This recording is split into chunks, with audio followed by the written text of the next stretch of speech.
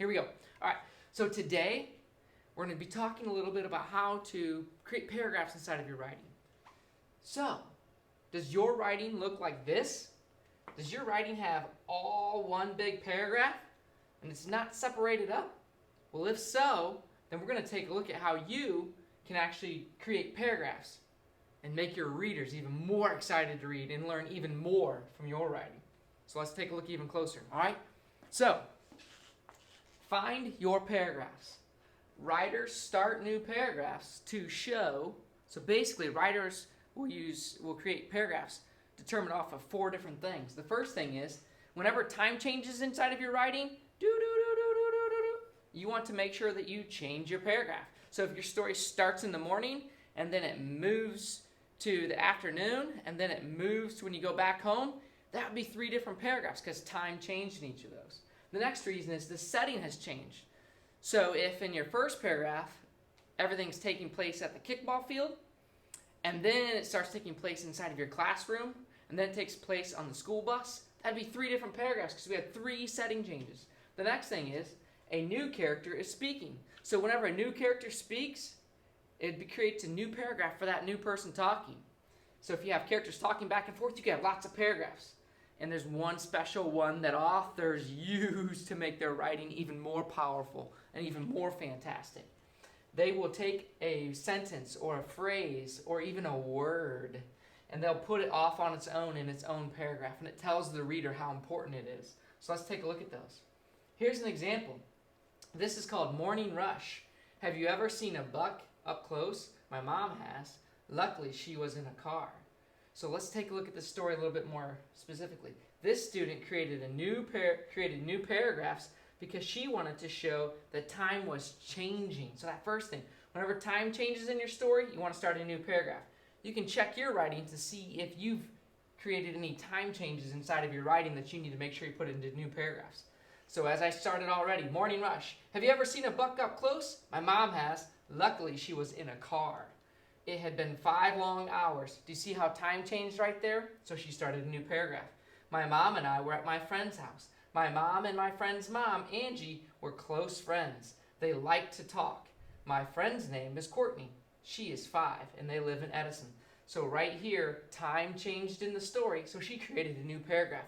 Look inside of your writing. See if you have a time change that happens. Let's take a look at the next one.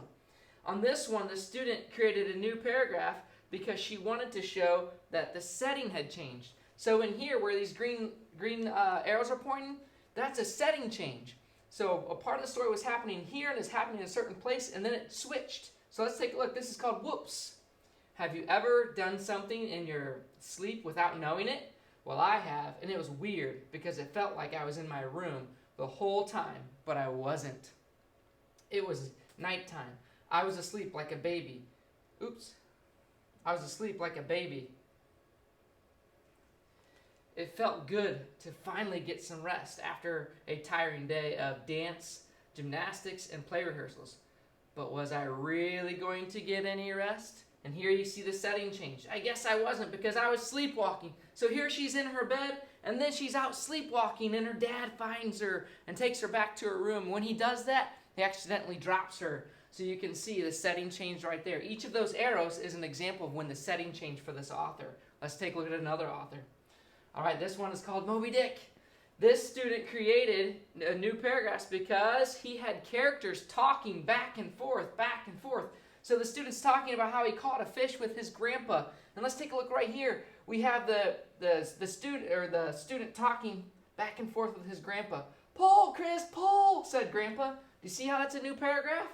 And then when Chris talks back to his grandpa, it's a new paragraph because each time a character talks, they need their own paragraph. "I don't know, he's just too heavy," I said. "My grandpa helped me pull." "I can do it, Grandpa," I said. So each time a new character talks, you want to make sure you create a new paragraph for that. Just like that example there. Let's take a look at the next one. This student created new paragraphs because he wanted to add power. Remember what I said, how authors can separate out one sentence or a phrase or even a word to add power to it. Here they're talking all about the puppies, these puppies that are wild and crazy and they like to wrestle back and forth. Well, while they're wrestling, this student is sitting on a stool in their house, and then all of a sudden it was time to eat. I said, "Oh goody." I turned around and boom. So the author wants to add suspense and add power here, so they start making paragraphs to add power to them. The puppies just ran into the stool. I fell off and hit the ground. Ooh, just laying there. She put that off on its own because she wanted to add power to it. On my arm that was bent backwards. Ouch! I bet that really hurt. But you can do that in your writing. See if you can find a place inside of your story that you want to add power to it, because you can make it its own paragraph, and that'll really separate it with white space all around it and make your readers really want to read more. So take a look at your writing and see if you can add some of these things into your writing.